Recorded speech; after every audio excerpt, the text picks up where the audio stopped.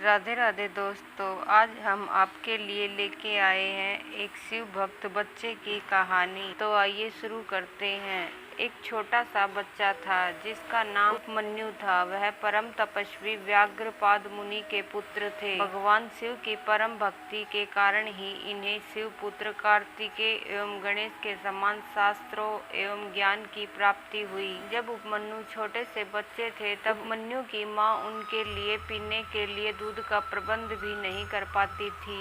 एक दिन जब उपमन्यु दूध पीने के लिए हठ करने लगे तो माँ ने भुने पीसे अनाज का आटा घोल कर दिया। उपमन्यु ने उसे पीने से मना कर दिया। वह जान चुका था कि उसकी माँ दूध के नाम पर आटे का घोल दे रही है। उपमन्यु ने कहा, यह दूध नहीं माँ, मुझे दूध चाहिए, मैं दूध ही पीऊंगा।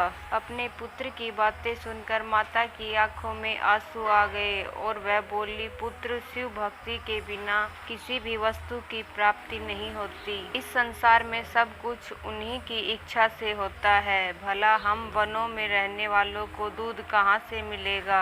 तुम रोना बंद करो, इससे मुझे दुख पहुँचता है। तब अपनी माता के इस प्रकार के वचनों को सुनकर वह बालक बोला, माता, शिव जी को प्रसन्न करके ही दूध प्राप्त करूँगा। आप मुझे बताइए, शिव कहाँ रहते हैं और कैसे प्रसन्न होते हैं? तब माता बोली, बेटा, भगवान शिव तो हर जगह विद्यमान है। वे ओम नमः शिवाय मंत्र द्वारा प्रसन्न होते हैं। माता ने समझाकर पुत्र को शांत कर दिया, परंतु बालक की जिज्ञासा और मन शांत न हुआ। उसने अपने मन में शिव जी के दर्शन करने का निश्चय कर लिया था। उस रात जब वह अपनी माता के साथ सोया हुआ था तभी उसकी आंखें खुली। उसे लगा कि जैसे शिवजी उसे बुला रहे हैं। वह रात को ही घर से निकल गया। बालक ओम नमः शिवाय का जाप करता हुआ वनों में चला गया। उसे न तो वन में भटक जाने का भय था और न ही किसी हिंसक पशु द्वारा खा लिए जाने की चिंता थी। उसके मन में तो उस समय सिर्फ शिव भगवान के साक्षात्कार का ही संकल्प था। चलते चलते ही रास्ते में उसे एक शिवालय दिखाई दिया। बालक ने शिवालय में प्रवेश किया और ओम नमः शिवाय का जाप करते हुए शिवजी की मूर्ति से लिपट गया। मूर्ति से लिपटकर वह रोता हुआ इस प्रकार 3 दिन लिपटकर वह रोता रहा। इस प्रकार 3 दिन बीत गए। बालक बेहोशी में भी मंत्र का जाप करता रहा। पिशाच ने उस बालक को बेहोश देखा तो वह अपनी भूख शांत करने के लिए उसे उठा ले गया, परंतु शिव कृपा से एक सांप ने आकर पिशाच को डस लिया। जब वह होश में आया तो अपने को शिव मूर्ति के सामने न पाकर वह दुखी हुआ। बालक रोते हुए भगवान शिव को ढूंढने लगा। उस समय वह भूख और प्यास से व्याकुल था। भगवान शिव ने जब दिव्य दृष्टि से देखा कि उनका परम भक्त उपमन्यु उनके दर्शनों के लिए भटक रहा है तो वे तुरंत उठकर जाने लगे। तभी देवी पार्वती जी उन्हें रोककर पूछने लगी, स्वामी, आप कहाँ जा रहे हैं? तब शिव जी बोले, देवी, मेरा भक्त मुझे पुकार रहा है। उसकी माँ भी रोती हुई उसे ही ढूंढ रही है। मैं वहीं जा रहा हूँ। शिव जी यह बता ही रहे थे कि सब देवता वहाँ आ पहुँचे। उन्होंने भगवान शिव पार्वती को प्रणाम किया और उनके संसार में दुर्भिक्ष का कारण पूछा। तब शिव जी ने उन्हें बताया कि उपमन्यु की तपस्या पूरी हो चुकी है और मैं उसे ही वर देने जा रहा हूँ। तुम लोग अपने अपने स्थान को जाओ। भगवान शिव इंद्र के रूप में उपमन्यु के पास पहुंचकर बोले, बालक, हम तुम्हारे तप से प्रसन्न हैं। मांगो, क्या मांगना चाहते हो?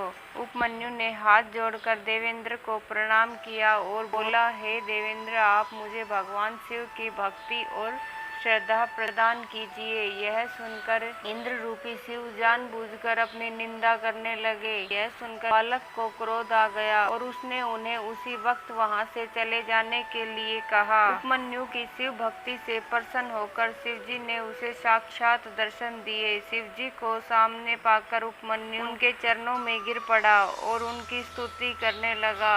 तब उसे गोद में लेकर शिव जी बोले, उपमन्यु, मैं तुम्हारी भक्ति से बहुत प्रसन्न हूँ। मेरी कृपा से तुम्हारे सभी कष्ट दूर हो जाएंगे, तुम्हारा परिवार धनी हो जाएगा तथा तुम्हें दूध, घी और शहद आदि वस्तुओं की कोई कमी नहीं रहेगी। फिर शिव पार्वती ने उपमन्यु को अविनाशी ब्रह्म विद्या, रिद्धि सिद्धि प्रदान की और उन्हें पाशुपत व्रत का तत्व ज्ञान दिया और सदा यौवन संपन्न रहने का आशीर्वाद प्रदान किया।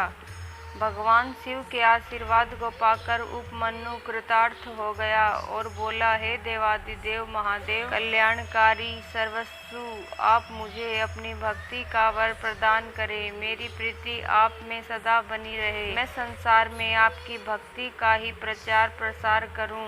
शिवजी ने प्रसन्न होकर कहा, बालक, जैसा तुम चाहोगे वैसा ही होगा, तुम्हारी सभी मनोकामनाएं पूर्ण होगी। यह कहकर शिवजी और देवी पार्वती अंतर्ध्यान हो गए और उपमन्यु प्रसन्नता पूर्वक घर को लौट आया। तो दोस्तों, ये थी शिव भक्त उपमन्यु की सच्ची कहानी। यदि आपको पसंद आई हो तो कमेंट में लिखकर जरूर बताइए और मेरे चैनल को सब्सक्राइब कर ले ताकि आपको आने वाली अगली हर वीडियो की नोटिफिकेशन मिल जाए। धन्यवाद दोस्तों कहानी सुनने के लिए।